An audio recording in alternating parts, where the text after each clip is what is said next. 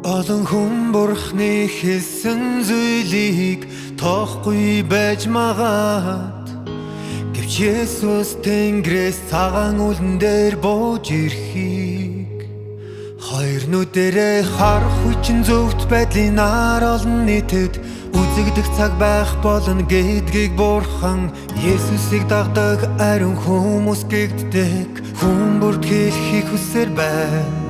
Магадгүй тэр чиний хувьд маш сэтгэл догтломж байж болох юм. Гэсэн хэдий ч Есүс Тэнгэрээс буун ирж буйг нүдээр үзэх тэр үе бол бас шийтгүүлэхээр там руу буух үе чинь.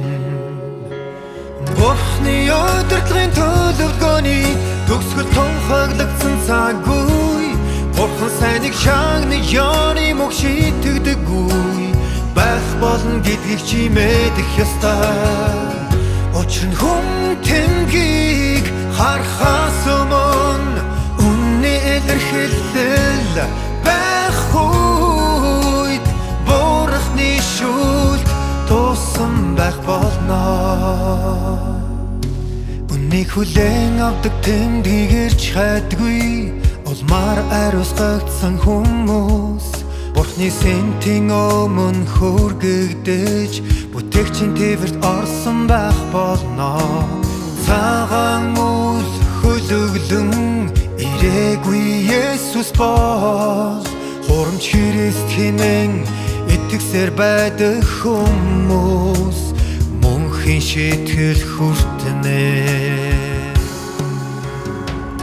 Учир нь тэд тэмдэг үзүүлдэг Есүст л итгэдэг, харин хатуу шүлтийг илэрхийлж ам болон үнэн замыг гаргадаг Есүсийг хүлээн зөвшөөрдөггүй. Тэгэхээр Есүс цагаан үлэн дээр ил тодор эргэн ирэх үедээ тэдэнтэй тооцоо болно.